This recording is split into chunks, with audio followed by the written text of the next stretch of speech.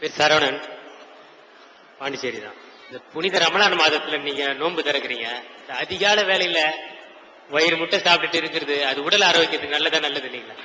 அதாவது ரம்ஜான் மாசத்துல நாங்க எல்லாம் நோன்பு வைக்கிறோம். நோன்பு வைக்கிறது எப்படி வைக்கிறோம் அவர் தெரிஞ்சுட்டு தான் கேட்கிறாரு. நோன்பு வைக்கும் பொழுது எங்களுக்கு அந்த வைகரை இருக்குல்ல, வைகரையில இருந்து நோன்பு ஆரம்பிக்கணும். வைகரை வெளுக்கிறது, கிழக்கு வெளுக்கிறது சொல்லுவாங்கல்ல. அதாவது கிழக்க சூரியன் உதிக்குது. உதிக்கிறதுக்கு ஒரு 80 நிமிஷத்துக்கு முன்னாடியே அந்த வெளிச்சம் தெரிய ஆரம்பிச்சிடும். சூரியன் உதிக்கிற கீழே வந்துகிட்டு இருக்குல்ல, உதிப்பதற்கு ஒரு 80 நிமிஷத்துக்கு முன்னாடி கிழக்கு லேசா என்ன செய்யும், வெள்ள மேற்கெல்லாம் இருட்டா இருக்கும், வடக்கத்துக்கெல்லாம் இருட்டா இருக்கும். கிழக்கு மட்டும் லேசா வெளிச்சம் தெரியும். கிழக்கு வெளுத்ததடிலாம் படிக்கிறான்ல பாட்டாலாம், கிழக்கு வெளுக்குதுன்னா விடிய போகுது அர்த்தம். அப்ப கிழக்க வெளிச்சம் வந்ததுல இருந்து நாங்க சாப்பிடக்கூடாது. எப்ப கிழக்க வெளிச்சம் வர ஆரம்பிச்சிருச்சோ அப்ப நாங்க சாப்பாடை நிப்பாட்டணும். அப்ப இருந்து சூரியன் மறைகிற வரைக்கும் சாப்பிடக்கூடாது. இது ஏறக்குறைய 14 மணி நேரம் வரும். பெரும்பாலும் 12 மணி நேரம் வராது, 14 மணி நேரம். ஏன்னா 4:30 மணிக்கெல்லாம் கிழக்கு வெளுத்துரும், 7:30 மணிக்கு போய் சூரியன் மறையும். கணக்கு பண்ணி பாத்துக்கிறங்க. 4 to 4:30 நாங்க முடிக்க மாட்டோம். நிறைய பேர் 12 மணி நேரம் நினைச்சுக்கிட்டு இருக்காங்க. 12 வரவே வராது. 13, 13, 14 மணி நேரம் வரும். அப்ப அவ்வளவு நேரத்துக்கு நாங்க என்ன செய்ய மாட்டோம், சாப்பிட மாட்டோம், குடிக்க மாட்டோம், தாம்பத்தியத்துல குடும்ப வாழ்க்கையில் ஈடுபட மாட்டோம். இந்த 3 நாங்க செய்யக்கூடாது. இப்ப அதுக்காக என்ன பண்ணுவாங்கன்னு கேட்டா, கிழக்கு வெளுக்குதுல அந்த நேரத்துக்கு கொஞ்சம் முன்னாடி ஒரு 5:30 மணிக்கு கிழக்கு வெளுக்குன்னு வச்சுக்கிறீங்களேன், அவர் 4:30 மணி 5 மணியே போல இருந்து சாப்பிடுவாங்க. அப்பதான் ஒரு நாள் கூட ஓட்ட முடியும். ராத்திரியை சாப்பிட்டா மட்டும் செரிச்சு போயிருமே, அப்புறமேல காலையில பசிக்க ஆரம்பிச்சிடும். அதுக்காக வேண்டி இந்த பகல் பூரா தாக்கு பிடிக்கிறதுக்காக வேண்டி நாங்க என்ன செய்வோம், லாஸ்ட் டைம்ல சாப்பிடுவோம். எப்ப இருந்து நாங்க சாப்பிடக்கூடாதுன்னு தடை வர்றதோ அதுக்கு ஒரு 1/2 மணி நேரத்துக்கு முன்னாடி என்ன செய்வோம், நல்லா சாப்பிடுவோம். அவர் என்ன கேட்கிறாருன்னா, அந்நேரத்துல எந்திரிச்சு வெட்டுறது நல்லதா? அவனுக்கு கேள்வி என்னன்னு கேட்டா, அந்த நேரத்தில் எந்திரிச்சு வயிறு புடைக்க சாப்பிடுறது நல்லதான்னு கேட்கிறாரு. அது நல்லது. எது நல்லது இல்ல, சாப்பிட்டுட்டு தூங்குறான் பாருங்க, அதான் நல்லது இல்ல. ராத்திரில வயிறு புடைக்க சாப்பிட்டு படுத்தீங்கன்னா உடம்புக்கு வேலை கொடுக்கல, அந்த உடல் அந்த உணவை ஜீரணிக்க ரொம்ப கஷ்டப்படும்.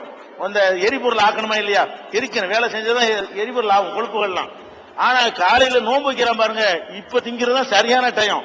சாப்பிட்டு பகல் பூரா முடிச்சுட்டு இருக்கிறான், பகல் பூரா வேலை செய்யறான். இப்ப என்னத்தை சாப்பிட்டாலும் அது ஜீரணமாகக்கூடிய டயத்துல அவன் சாப்பிடுகிறான். அதனால மருத்துவர்கள் சொல்றாங்க, இது பெரிய ஆரோக்கியமா முஸ்லீம்கள் இருக்கிற டயத்தை தான் சேஞ்ச் பண்றோம்.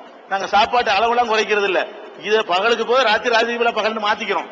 அதான் நடக்குதே தவிர உண்மையில பாத்தீங்கன்னா சாப்பாடு பறக்க நல்லா சாப்பிடுவோம், வயிறு மட்டும் சாப்பிடுவோம், அதுல டவுட்டே கிடையாது. ஆனா என்ன சாப்பிட்டாலும் 14 மணி நேரம் அது ஓடணுமா இல்லையா?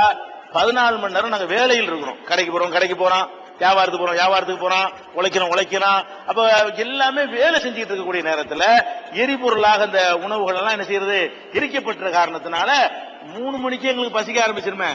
நீங்க சரியான்னு கேக்குறீங்கள, சரியாங்கிறதுக்கு அளவுகளை என்ன, எங்க வயிறுக்கு பதில் சொல்லுது. என்ன சொல்லுது, 3 மணிக்கு ஒரு மாதிரியா பசிக்க டல்லாயிரும், 4 மணிக்கெல்லாம் ரொம்ப பசிக்க ஆரம்பிச்சிடும். ரொம்ப கஷ்டப்பட்டு கட்டுப்படுத்துவோம். அப்ப அதுல இருந்து என்ன விளங்குதுன்னா, கரெக்டா ஜெரிச்சு போச்சு, ஜீரணிக்காட்டி அவனுக்கு பசிக்காத புளிச்சேப்ப வந்துகிட்டு இருக்குமே, அதெல்லாம் வருவது கிடையாது. அதனால 4 மணிக்கு சாப்பிடுறதுனால எந்த விதமான கேடும் கிடையாது. இன்னும் சொல்ல போனால் அதான் சரியான முறை. நம்ம சாப்பிடுற மெத்தேடே தப்பு. நம்ம நாட்டில் உள்ள எல்லாருக்கும் பாருங்க வயிறு தள்ளி போயிருக்கும். மேற்கத்திய நாடுகள்லாம் அப்படி வயிறு தள்ளி இருக்காது, எல்லாம் அப்படி பண்ணுவோம்.